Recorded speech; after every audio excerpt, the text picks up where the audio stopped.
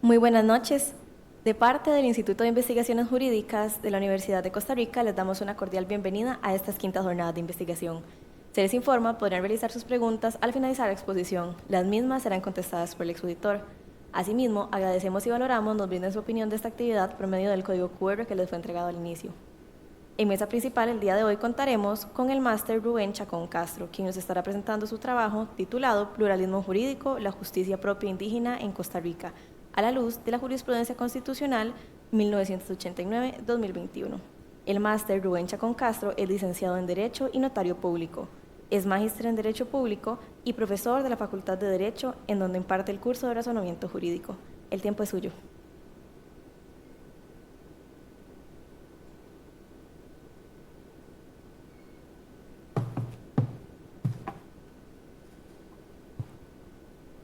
Tengan buenas tardes, agradezco la presencia de las personas que acompañan aquí en el medio auditorio y por supuesto de las personas que pudieran estarnos viendo por la vía virtual. Quiero indicarles que pretendo hacer una referencia, digamos que muy básica, y en primer lugar voy a ver, sí, una referencia muy básica sobre ese tema que ustedes están viendo ahí, que por supuesto tiene que ver con un asunto de mucha trascendencia jurídica, pero posiblemente de mucha trascendencia social y por supuesto, como lo van a ver ahora, de mucha trascendencia política. Quiero contarles que, bueno, en primer lugar, yo esperaría que alguien me haga caras con el tiempo, que yo no lo tengo muy claro. Sí, bueno, no me refería a los que me están viendo, sino a la gente de aquí, pero sí. Espero entonces que me haga una señal cuando me faltan unos 5 minutos, se lo agradecería. Muy amable, gracias. Entonces, les decía que esta temática, que es o pretende ser absolutamente jurídica, vamos a decir radicalmente jurídica, como todo en el derecho está, tiene una connotación de otro tipo. En este caso dije yo como social y política.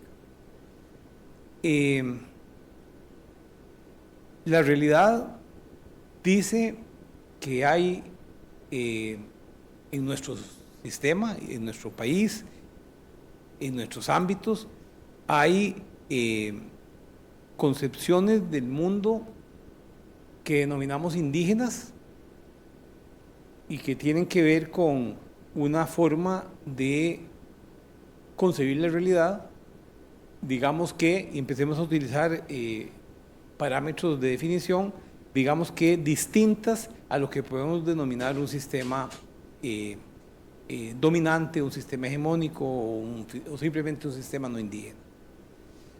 Justamente es por eso que la sociología, digamos primero, y el derecho luego, empiezan a plantearse a través de la historia las preguntas acerca de cómo hacer para que sistemas disímiles puedan convivir entre sí, y de ahí nace el pluralismo jurídico como una expresión fundamental de la justamente realidad política y realidad social de los entornos. En nuestro caso, la idea fundamental que se está planteando en el estudio tiene que ver con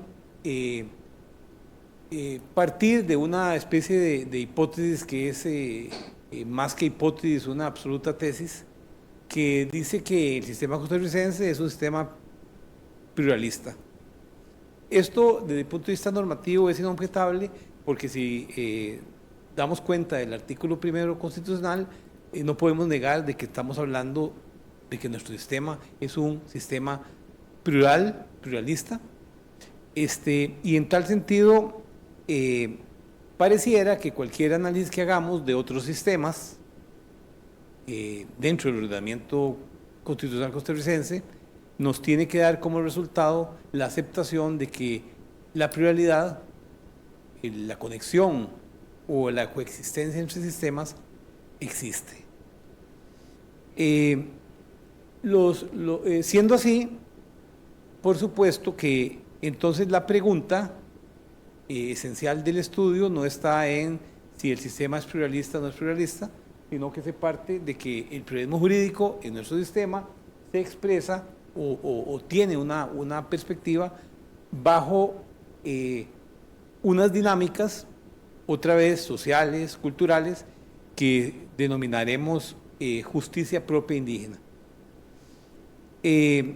Entonces, la realidad está determinada por un elemento fundamental de tipo social, que además, por supuesto, tiene trascendencia jurídica, que podemos denominar como gobernabilidad indígena.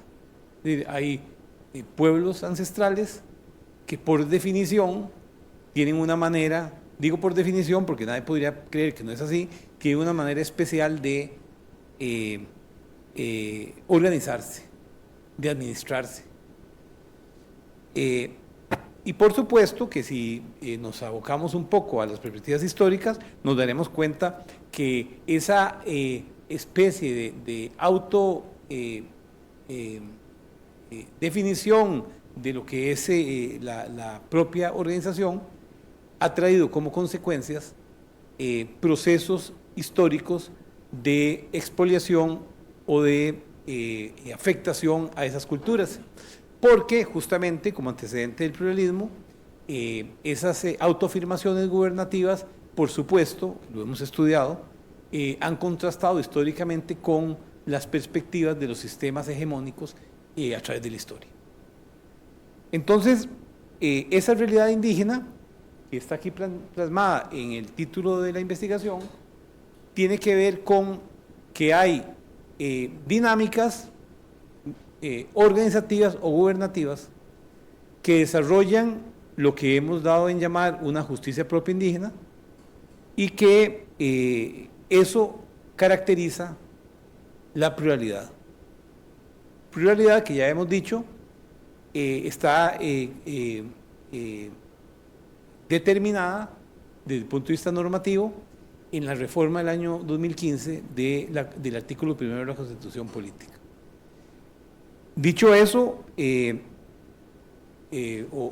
pretendo con estas referencias que hago, tratar de advertir que pareciera que se trata de una investigación muy teórica, si ustedes quieren un poquillo aburrida, sobre que vamos a constatar que el sistema costarricense es pluralista y que los indígenas desarrollan justamente un tipo de organización propia que se denomina justicia propia indígena, y que entonces en nuestro sistema avala en toda su extensión esa posibilidad. Y entonces vamos a hacer un recorrido sobre la jurisprudencia de la Sala Constitucional respecto a cómo ha entendido este tema. Bueno, por supuesto que voy a decir yo, afortunadamente la historia no es tan aburrida.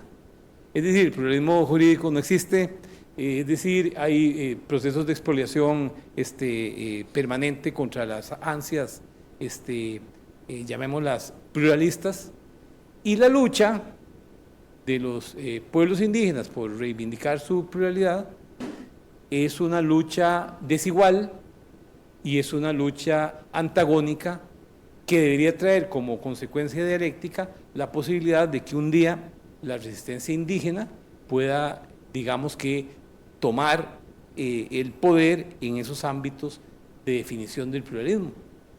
Bueno, justamente la investigación va un poco por ahí. La investigación se basa entonces en la idea de que hay una concepción del mundo para entender la realidad indígena que se denomina autonomía o autodeterminación indígena. Este proceso es el punto de partida para entonces hacer un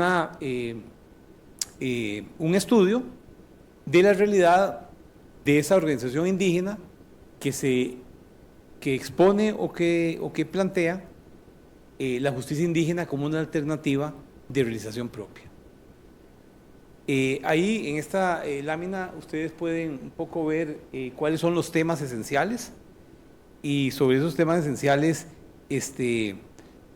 básicamente quiero referir que se está planteando el derecho consuetudinario como, si ustedes quieren, el punto o el concepto clave de comprensión de toda la realidad que queremos plantear. En términos generales, la investigación pretende adentrarse de manera muy crítica en algunos conceptos, evidenciar una realidad, y entonces aquí introduzco un tema que me parece fundamental y que no lo introduje al principio porque me parece que este es el momento esencial para decirlo, y es que en este sistema hay expresiones de justicia indígena que se desarrollan y se profundizan todos los días. Es decir, hay otro sistema, además del sistema, digamos, hegemónico en que nos formamos. Y hay entonces dinámicas muy interesantes dentro de los territorios indígenas que tienen que ver con esa manera de organizarse estos pueblos. Ahí ustedes ven, digamos, los temas esenciales que quiere plantear la investigación. No quiero dejar de parar esta lámina sin insistir un elemento esencial para la comprensión de estas referencias, y es que entonces se plantea que hay un enfrentamiento entre las creencias ancestrales y los pensamientos, denominémoslos contemporáneos, de la sociedad no indígena. Y el proceso de investigación pretende encontrar las distintas expresiones de esas tensiones que se dan entre esas creencias ancestrales y esos denominados pensamientos contemporáneos. El otro elemento que enfatizo, ya referido, es ese elemento fundamental de la gobernabilidad indígena. Partimos entonces de que no solo, o mejor dicho, tienen una justicia propia, porque tienen un sistema organizativo o una gobernabilidad propia, que no es inventada, es absolutamente ancestral. Y voy a decir algo que no lo tenía muy claro, porque es un tema que estoy un poco trabajando en relación a esta investigación, pero que este tema de la concepción ancestral, por supuesto que hay que también dosificarla respecto a la realidad y entender que se trata de la concepción ancestral indígena en el siglo XXI, ¿verdad? Para decir esto, lo que quiero establecer es que no podemos pensar que concepciones ancestrales indígenas o tradicionales indígenas son los pensamientos de los pueblos indígenas de 1970, de 1950 o de 1830. No, son el pensamiento de los pueblos indígenas del año 2024, del siglo XXI, que entonces, por dicha, digamos, tenemos el derecho para decir que los parámetros esenciales para que no nos tendamos a confundir y no confundir el derecho indígena de 1830 con el derecho indígena del 2024, es que hay instrumentos internacionales de derechos humanos que consolidan lo que podemos llamar los elementos esenciales de la, otra vez, concepción del mundo indígena. Y si leemos uno de los instrumentos fundamentales del Convenio 169 de la OIT, es uno de los instrumentos fundamentales, pero de hecho es el único convenio internacional que tutela esta realidad, es el único instrumento de derechos humanos que de manera específica tutela esta realidad. El otro que se cita mucho, pero no es un convenio, es un tratado, no es un convenio, es una declaración, que es la Declaración de Naciones Unidas sobre los Derechos de los Pueblos Indígenas del año 2007. Entonces, cerraba esta introducción para establecer que la concepción del mundo de los pueblos indígenas de hoy no es la de antaño, pero la concepción del mundo de hoy de los pueblos indígenas no se puede desnaturalizar de tal forma que sea la concepción del mundo que quiere la sociedad dominante. Lo que llamaba hace un rato lo que decía y especificaba como los pensamientos contemporáneos. Eso también, por supuesto, es un elemento fundamental que nos tiene que ayudar a tratar de problematizar el problema de los derechos de los pueblos indígenas, y es el hecho de que hasta qué punto podemos hablar que los derechos de los pueblos indígenas incorporan elementos que son propios de la sociedad no indígena. Y entonces, por supuesto, que para algunos estaríamos entrando en el escabroso problema de las diferenciaciones, ¿verdad? Este asunto lo sigo planteando como un problema, pero quiero creer que está al menos jurídicamente definido. Y eso es lo bueno del derecho, eso es lo que nos diferencia de la sociología o nos diferencia de la antropología, de que podemos, basado en concepciones inclusive muy normativistas, resolver un montón de problemas y además resolverlos y además ganarlos en estrados judiciales. El otro aspecto que parece vital tiene que ver sobre cómo se concibe el tema de la investigación, y el aspecto fundamental está referido por esas dos posturas esenciales en la comprensión del problema indígena. Esas dos posturas son maneras o visiones de la realidad. Unas que tienen que ver con, vamos a llamarlo, la visión de la sociedad hegemónica o dominante, y otra, la que podemos decir es la concepción o es la versión o es el enfoque de los pueblos indígenas. Otra vez, y no me voy a cansar de decirlo, estamos hablando de los pueblos indígenas que son tales porque conservan su identidad. Y no estoy hablando de los pueblos indígenas de los años 1800, sino de los pueblos indígenas del siglo XXI, que se diferencian de la sociedad dominante en que reivindican su propia identidad. Y cuando digo que reivindican su propia identidad, ahí hay un componente fundamental de la denominada ancestralidad. Hay ideas que hoy en el siglo XXI tienen las comunidades indígenas, las personas indígenas, que se han mantenido de manera más o menos inalterable desde tiempos inmemoriales. Y justamente el tema de identidad es un tema jurídico. El Convenio 139 de la OIT establece que la identidad indígena es un rasgo fundamental de estos pueblos. No nos vayamos muy largo, el artículo 1 de la ley indígena, en la definición que hace de indígena, establece lo mismo. Dice que la identidad es el elemento esencial para determinar quién es indígena. Entonces nosotros ya tenemos, vamos a decirlo, ya tenemos resuelto el problema de que podemos hablar con cierta prestancia del tema indígena sin meternos en los embrollos que los sociólogos y los antropólogos se meten para definir entonces finalmente quién es un indígena.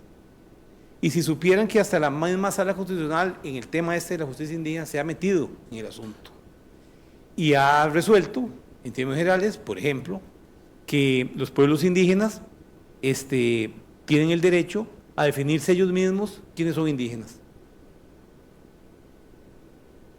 Sin embargo, justamente estos elementos son los que caracterizan esas posturas sobre el tratamiento del tema indígena.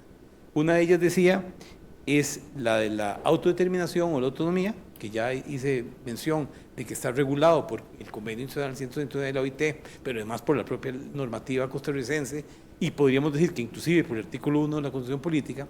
Y la otra es la perspectiva denominada integracionista, que como ustedes ven más o menos ahí, la definición, tiene que ver con que, y trato de no hacer mucho embrollo con eso, es una política de integración.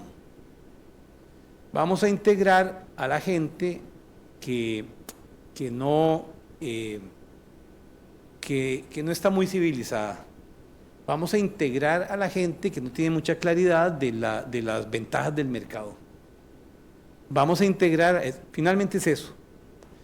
Que además, esto no es otra cosa, que la concepción, si ustedes lo recuerdan también, que nos cuenta la historia, que desde su origen las metrópolis desarrollaron como forma de relación con las periferias, ¿verdad? Que todavía hoy es vigente. Entonces, esos dos elementos son una base muy importante para el análisis de este estudio. Y lo que quiero establecer es que nos encontramos con un desafío entre el integracionismo y la autodeterminación en casi todas las relaciones y en casi todas las situaciones jurídicas que tienen que ver con el análisis de los derechos de los pueblos indígenas. Entonces, ese desafío se expresa también con el pluralismo. La concepción del pluralismo entonces dependerá de cuánto arraigado tengamos la concepción integracionista o la concepción de la autodeterminación en nuestro pensamiento. Quiero aclarar que constantemente voy a referir la concepción de autonomía o de la autodeterminación, lo uso como sinónimos. Entonces, por un lado tenemos la autonomía o la autodeterminación y por otro lado tenemos el integracionismo.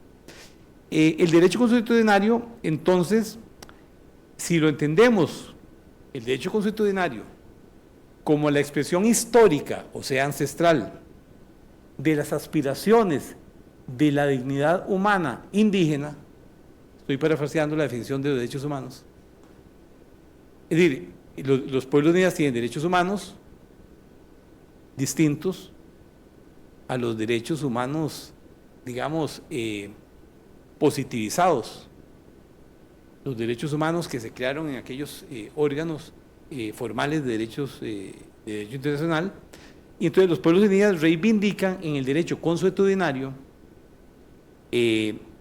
justamente su concepción de dignidad humana.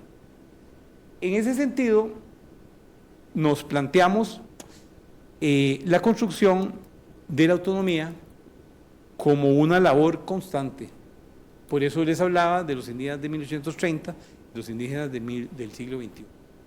En todos los casos estamos hablando de indígenas que en todos los casos de 1800 tanto o en el siglo XXI se diferencian de la concepción de la sociedad dominante.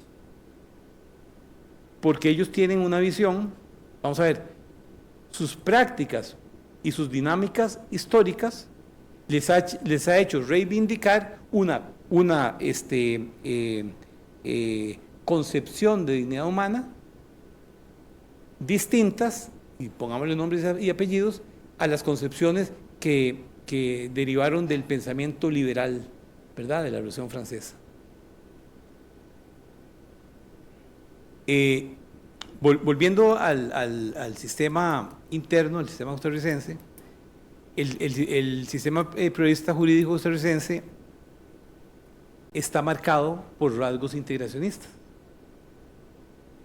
El solo hecho de que haya, y por supuesto que esto trae una discusión muy interesante, que haya escuelas indígenas que son definidas en sus políticas públicas fundamentales por el Ministerio de Educación, que muy probablemente tenga personas indígenas y llenando sus currículums, pero que en realidad finalmente, y esa es la discusión que muchos de ustedes han oído, lo importante es que el indígena, al final, cuando sale de la enseñanza media, tenga aptitudes para poder incorporarse al mercado. Digamos, la mentalidad de que el indígena pueda, por ejemplo, terminar sus estudios secundarios e incorporarse inclusive a estudios universitarios públicos para que vaya a sus territorios a desarrollar la autodeterminación, no está concebido en nuestro sistema. Y ese es un elemento que nos marca y nos define un poco ese aspecto que el estudio trata de reivindicar, de que el sistema pluralista está marcado por sesgos integracionistas. Entonces, estos elementos que representan antecedentes importantes de la investigación son temas vertebrales del estudio que vamos a ver enseguida. Esos 6 temas son la base del estudio que estamos realizando, que en términos generales plantean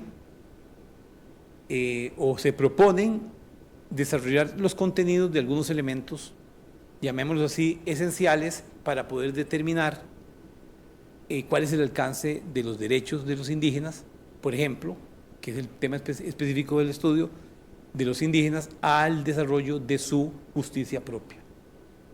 O sea, un sistema de justicia propia. Si ustedes quieren, hasta imagínense tribunales de justicia indígenas,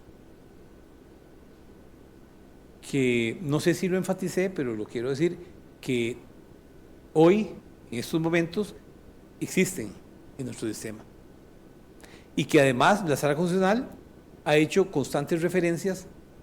Yo mantengo por mis estudios, no solo en el famoso consulta perceptiva de constitucionalidad del Convenio 139, con el famoso sentencia 3003 del año 92, donde estableció que los pueblos indígenas tenían derecho a su justicia propia, sino a partir, digo por el seguimiento que hemos dado en la investigación, de unas interesantes sentencias que datan posiblemente la primera del año 2003, en las cuales personas no indígenas acuden a la Sala Constitucional a reclamar que el Tribunal de Derecho Constitucionario del Territorio Indígena de Cabagra, en la provincia de Punta Arenas, en el Cantón de Buenos Aires, tomó una decisión que los afecta. De ahí, si usted, por lo menos, no existe o no hemos determinado que existe un antecedente. Fundamentalmente voy a decir por qué, porque no hay sentencias posteriores que hagan referencia a pronunciamientos anteriores de la sala. El primero es un caso del año 2003 y después de eso, que dicho sea de paso, fue declarado sin lugar, porque la sala estableció en aquel momento que el Tribunal de Derecho Constitucional de Cabagra era un ente privado y que la persona que alegaba la violación podía recurrir a otras instancias, entonces declaró sin lugar el amparo, pero un año después, en el año 2004, se presenta otro amparo contra el mismo Tribunal de Indígena de Cabagra y la sala lo acoge. Lo acoge porque entonces establece que sí, que por lo menos no hay instancias ordinarias que puedan resolver el asunto y que parece que hay una vulneración de un derecho constitucional. Finalmente, la Sala Constitucional dice que no, que el tema que está reclamando el supuesto afectado no afecta derechos constitucionales. Pero bueno, ese es el resumen de la historia, pero nos visualiza la realidad institucional, llamémoslo así, de lo que podemos denominar la jurisdicción indígena. Que dicho sea de paso, la Sala Constitucional en alguna sentencia dijo jurisdicción indígena. Bueno,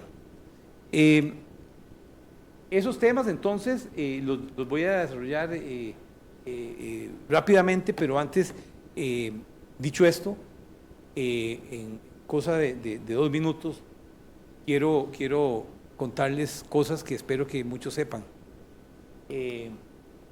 Esos son, digamos, el mapa de Costa Rica con los 24 territorios indígenas.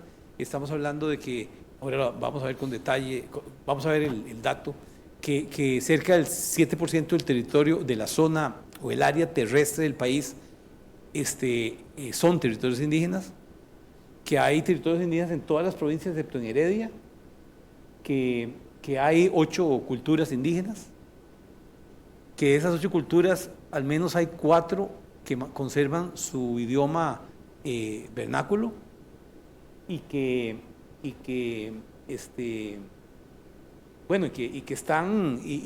son determinantes en la vida de muchas zonas del país, en unos casos porque producen frijol y abastecen a toda la gente de frijol, para decir algo, en otros casos porque se ha desarrollado cierto turismo y los indígenas son importantes para el turismo, y en otros casos porque los indígenas empezaron a tener conciencia y a tomar sus tierras, las tierras que se habían quitado hace muchos años, y entonces empezó a haber hasta, permítame el término poco jurídico, hasta matazones, al grado de que hay 2 dirigentes indígenas que fueron asesinados en situaciones muy vinculadas a la lucha de los indígenas por las tierras. Y los otros datos tienen que ver con entonces, una realidad, como ustedes la ven ahí, el tema de los idiomas es muy interesante. Entonces, en pleno siglo XXI sigue habiendo gente que nace en Costa Rica y su idioma materno no es el español, o solo el español. Y además, sobre el tema de las minorías, ¿verdad? Hay cantones, hay distritos de cantones del país donde el 100% de habitantes son indígenas, ¿verdad? Eso nos dice cosas. Hay áreas protegidas que son tales solo porque ha habido históricamente pueblos y territorios indígenas. Si no, no existirían. Y lo peor es que la justicia constitucional y la normativa interna les niega el derecho de administrar esas tierras. Vean qué interesante. Y las amenazas, como en 1830, cuando les conté, o en 1939, en el siglo XXI, en 2024, siguen dándose las mismas. El tema de la tierra y los recursos es muy probable que hoy sean más determinantes de lo que eran hace 50 o 100 años. ¿No?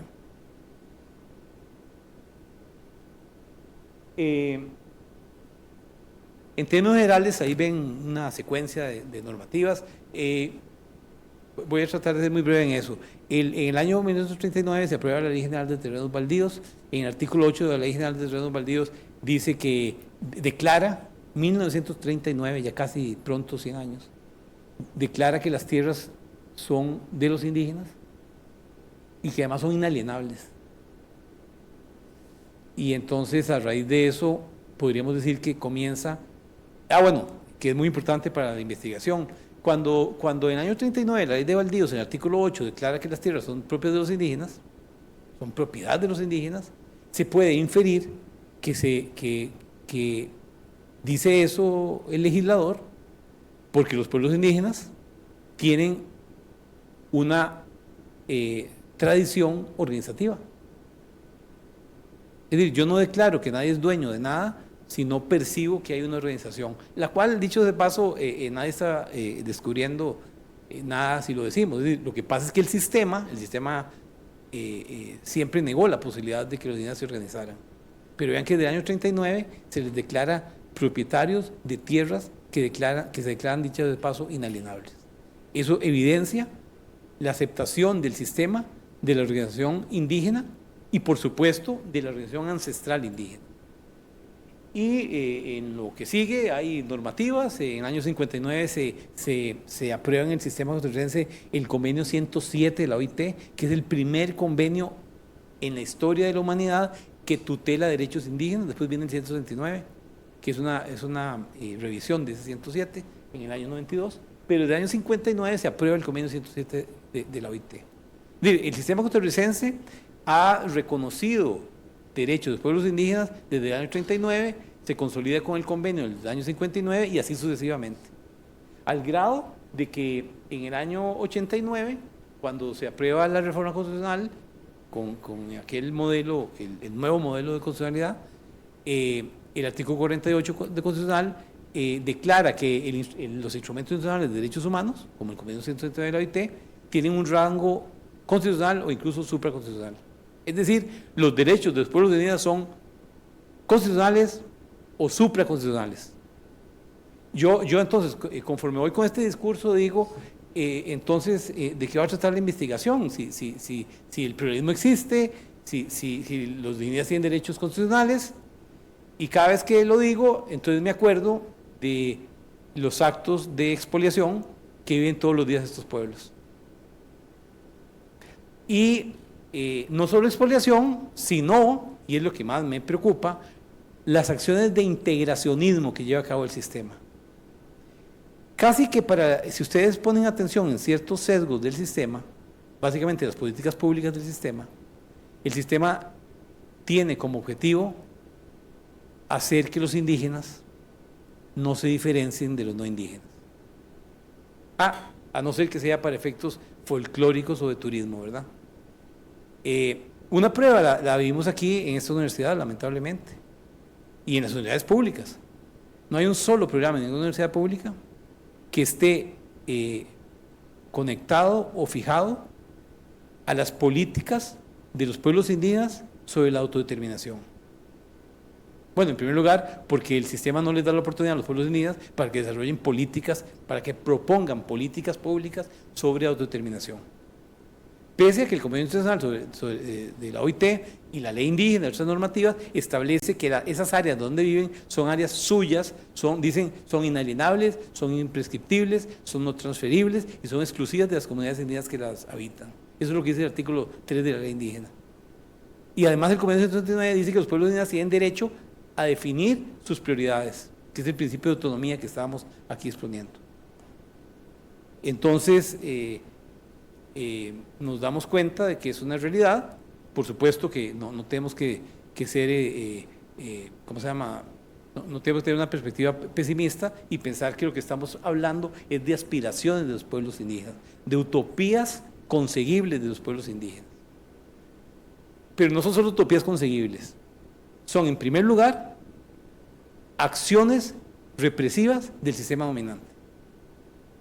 Hemos llegado al punto donde tenemos que admitir que se trata de una relación de fuerzas, una relación dialéctica, donde unos luchan por mantener su poder y otros siguen luchando por liberarse. Se ha establecido en el estudio, digamos, un método, digamos, que vamos a decir que nos parece como muy funcional para abordar estos temas. Ya adelanté uno de ellos, se llama el de la gobernabilidad. El de la gobernabilidad o la organización indígena es uno de los elementos. Teóricamente, cualquier situación que tenga que ver con los pueblos indígenas, uno las puede sintetizar o singularizar en algunos de estos tres temas. Cuando hablé del tema de quién es indígena, estamos hablando del tema de identidad indígena. Cuando hablé del problema de las tierras indígenas, estamos hablando de territorialidad indígena. Y cuando hablo del problema de justicia indígena, estamos hablando de organización indígena. Esos son los tres temas esenciales para poder entender esa realidad. Y además, desde el punto de vista, digamos, de investigación, resultan muy propicios para hacer relación entre esos temas. Lo que ustedes ven abajo de cada uno de los temas son, digamos, cuando hablé de esa relación dialéctica, son esas contradicciones que hay. En el lado de la identidad, estamos hablando de las políticas de aculturación frente a las políticas que denominamos de revitalización indígena. En el campo de la territorialidad, el tema de las usurpaciones o de las pérdidas de las tierras indígenas frente a las luchas por las recuperaciones. Y en el campo de la organización, justamente otra vez el tema del integracionismo, la manera como el Estado trata de meterse en los territorios para mediatizarlos frente a la autodeterminación, y el reconocimiento de la justicia propia es una de esas expresiones de la autodeterminación. Muy brevemente, para ir terminando, hay una serie de conceptos que el estudio trata. El primero es el de derecho constitucionario, que ya recuerdan que hice ver que era un poco la concepción de la dignidad indígena, es el derecho constitucionario. Tiene que ver el derecho constitucionario con todas las prácticas, con todas las concepciones del mundo, con todas las tradiciones ancestrales de estos pueblos. Dicho sea de paso, el término de derecho constitucionario, el único artículo del Convenio 129 de la OIT que lo cita es ese, el 8.1. Y como ustedes ven, no lo define. Solo dice que deben tomarse en consideración el derecho constitucionario indígena. Esto es muy importante porque quiere decir que el derecho constitucionario indígena, aunque nuestro trabajo como estudiosos es definir conceptos, el derecho constitucionario indígena es una propuesta abierta para llenarlo de cualquier tipo de contenido. Dicho eso, contenido que tiene que ser concordante con lo que dije hace un momento, por ejemplo, con el concepto de identidad indígena. Y entonces, por supuesto que cuando hablo de contenido esencial y hablo de identidad indígena y hablo alguien dirá, ¿pero qué es identidad indígena? O sea, si usted me dice que el derecho constitucionario tiene que ver con la identidad indígena, ¿qué es identidad indígena? Entonces, lo que se ha planteado es que la identidad indígena es cualquier situación jurídica, social, económica, que ustedes quieran, que mantenga la concepción del mundo ancestral. Por eso es que el criterio de los mayores, incluso la Sala Constitucional así lo ha dicho, es vital para determinar esa identidad.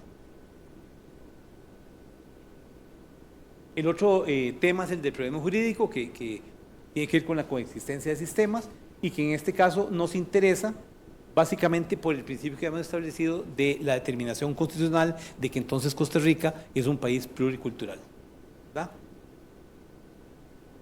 El otro es el enfoque de autonomía indígena, que está referido en, ahí sí hay una definición muy interesante. Esa no es la transcripción literal del artículo 7.1 del convenio.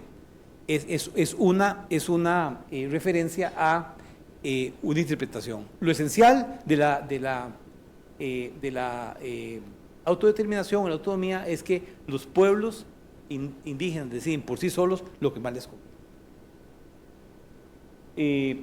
A raíz de esos conceptos es que se construye, o la investigación construye la idea de la justicia propia indígena como mecanismo de defensa cultural. Es decir, se entiende que hay justicia indígena solo y exclusivamente para la defensa de lo indígena, para la defensa de la autodeterminación, y entonces, desde el punto de vista dialéctico, la justicia propia indígena existe para oponerse o para destruir, en el mejor sentido de las palabras, el sistema hegemónico de dominación de justicia.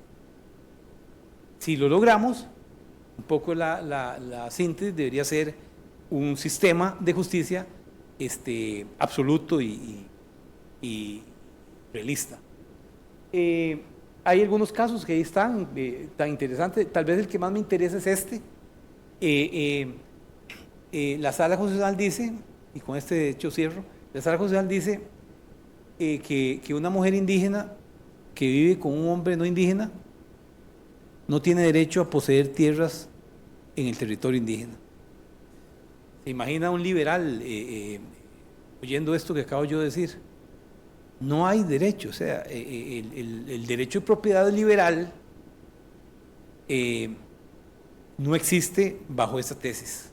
Por supuesto que la sentencia y el asunto tienen mayores ramificaciones, pero en general es interesantísimo eso.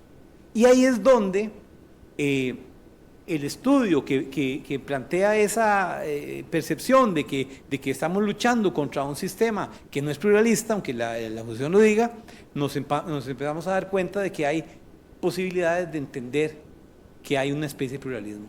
Eso es lo interesante, digamos, que el estudio arroja. Ahora, sobre cuál es la conclusión de eso, no sé, pero por el momento por ahí viene el tema.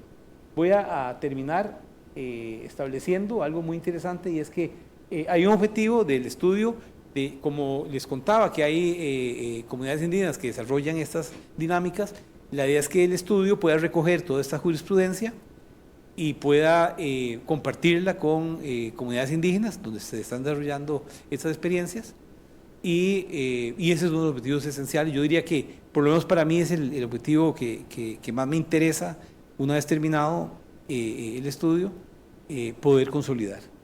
Me parece que con eso terminamos. Muchas gracias, les agradezco.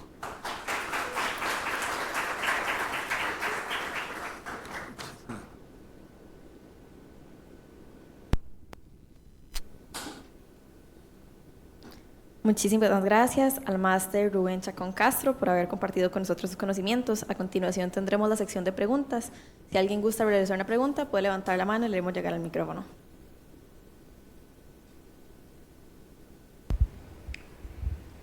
Sí, gracias, profesor.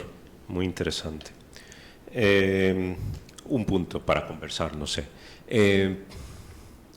Pienso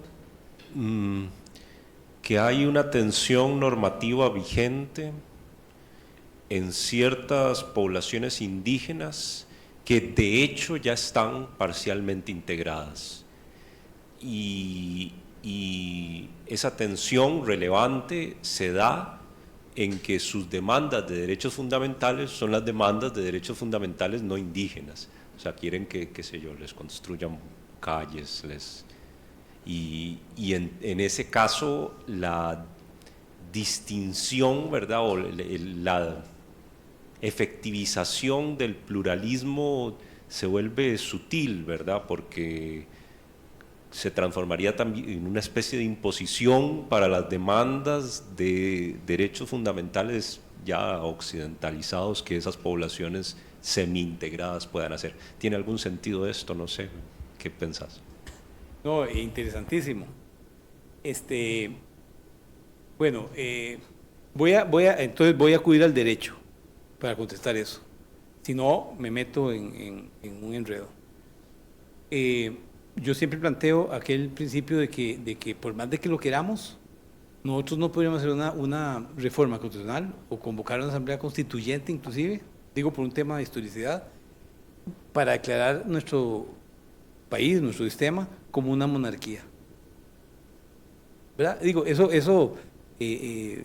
no estoy diciendo que esa sea la respuesta, estoy diciendo que entonces la ancestralidad hace que haya personas que tengan cierta conciencia y que entonces impidan o sean un poco la pared que imposibilita que esas concepciones del mundo no indígenas se incorporen.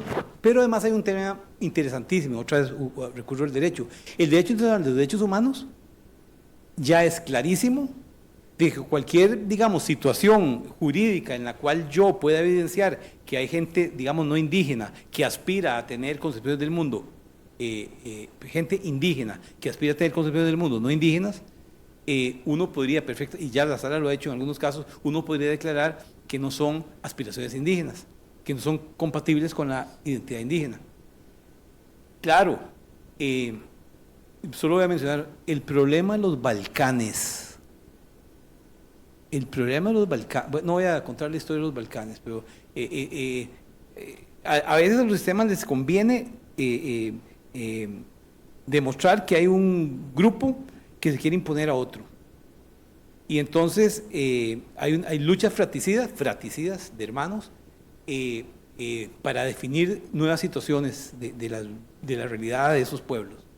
En el caso de los pueblos indígenas, es muy probable que uno diga, es que ya hay indígenas, me parece que piensan como los no indígenas. Y yo le diría, bueno, depende. Ok, hablemos de Talamanca. Y Talamanca, ¿qué es Talamanca? Talamanca es una cordillera, ¿verdad? Todos sabemos. Pero hablemos de la parte indígena de Talamanca. Es muy probable, no es muy probable. Yo diría que es casi seguro que la Alta Talamanca, esa concepción no existe. Estamos hablando de los indígenas que son menos, que se enredan menos con la gente no indígena. Y en la parte de baja de Talamanca, les voy a contar en un segundo la historia. En la parte baja de Talamanca, en una parte de la parte baja de Talamanca, en los años finales de los 80, principios de los 90, en el proyecto de vivienda llegaron un montón de personas nicaragüenses a construir casas y entonces muchas de esas personas se juntaron con personas indígenas. En Talamanca son bribris. Los hijos de estos señores carpinteros nicaragüenses que se juntaron con mujeres con clan, mujeres indígenas, el quien determina el clan es la madre. Entonces esos hijos posiblemente de nicaragüense y de la mujer indígena sean bribris de clan. Pero es muy probable que, si pensamos que la concepción, digamos, es muy probable, no estoy hablando de nicaragüense, en general la concepción de una persona que no tiene claridad de realidad indígena es muy machista, etcétera, etcétera, es muy probable que los hijos se formaron en el hogar donde el hombre era el padre era el que determinaba todas las concepciones del mundo. Entonces, esos hijos, pese a ser indígenas bribris, desde cierto punto de vista, la identidad debería decir que no son indígenas, pero resulta que son indígenas. Entonces, ¿qué hacemos frente a ese problema? Entre comillas, muy fácil. La identidad indígena está determinada por la ancestralidad y por la concepción del mundo indígena. Por ejemplo, la minería, a cielo abierto, si uno estudia la historia de los pueblos indígenas, no es una tradición indígena. Es muy probable que entonces un indígena que reivindique la minería a cielo abierto, como lo han hecho muchos indígenas en Talamanca, la comunidad, y ya lo hizo el propio Tribunal de Derecho Propio Indígena en Salamanca lo dijo, casi que expulsó a estas personas. Entonces, hay sistemas que por supuesto son finalmente sistemas de control, son de control y ustedes quieren muchas veces son poco democráticos, no voy a hablar de eso, estoy hablando de sistemas que consolidan y que mantienen realidades. Y entonces yo lo que plantearía es que si la perspectiva es que algún día no quedará un solo indígena y todo el mundo será igualito, igualitico, ¿verdad? Por lo menos en la concepción del mundo que yo tengo y en la que posiblemente tenga la gente que trabajamos sobre estos temas, eso no es una opción. Y entonces la pregunta es que la opción, entonces alguien pregunta, ¿la opción suya cuál es? Que se mantengan oprimidos los que quieren liberarse. Por supuesto que ya entonces ya no nos vamos, y ese es su campo, ya nos vamos al tema sociológico, al tema antropológico, o sea, al tema filosófico.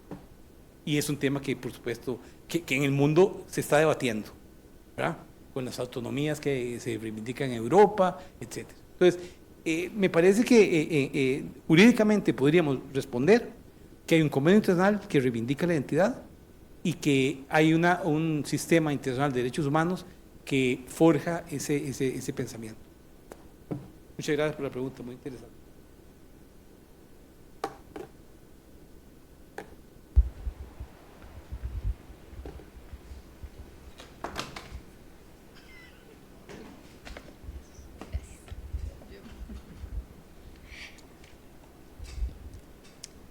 Yo tenía la pregunta de cómo se ajusta el derecho consuetudinario al derecho nacional, dándole cierta autonomía o, digamos, sin subordinar el segundo al primero. ¿Cómo se logra ese nivel de autonomía o si existen diferentes niveles de autonomía? Digamos, a un ordenamiento jurídico que evidentemente no es legitimado o no es legitimado, digamos, estrictamente por el medio jurídico, digamos, legitimado estrictamente, digamos, porque me parece contradictorio un poco en sentido de que el ordenamiento consuetudinario existe como tal o se logra respetar por el medio jurídico, o sea, por el ordenamiento estatal. Entonces me parece como si contradictorio que se le quiera dar autonomía cuando siempre está subordinado al nacional. Entonces, gracias. Sí, en teoría, si estudiamos pluralismo, vamos a entender qué es la coexistencia de sistemas. Y depende del texto de pluralismo que usted lea, le dirá si es posible que el ente dominante se imponga o el ente dominado se supedite, en todos los casos, sino que dirá que hay tensiones que se dan. Aquí estamos hablando de un caso práctico en el cual yo partí como hipótesis inicial de que aquí hay una supeditación. El sistema dominante costarricense supedita el sistema constitucional indígena. Y entonces de lo que se trata es de evidenciar eso. El objetivo del estudio tiene que ver con evidenciar eso y ver en qué ámbitos hay posibilidades de profundizar el pluralismo y en cuáles hay oportunidades de denunciar la imposición. Ese es un poco el objetivo. Les agradezco mucho y vamos a terminar porque ahora sigue el colega y nos vamos a quedar a oír. Lo digo, que es parte de mi grupo. Gracias. Muy amable.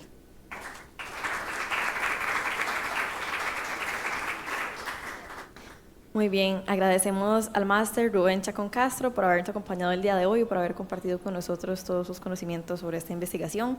Del mismo modo, a quienes nos acompañaron de manera presencial y a quienes nos ven por medio de nuestras redes sociales, tendremos un breve receso y, como lo indicaba el máster Rubén Chacón, a continuación tendremos la presentación del máster Alejandro Guevara Arroyo, quien nos va a estar presentando su trabajo de investigación titulado Control Judicial de Constitucionalidad Fuerte, Mecanismos de Democracia Directa y Democracia Participativa Deliberativa en Costa Rica. Nos vemos.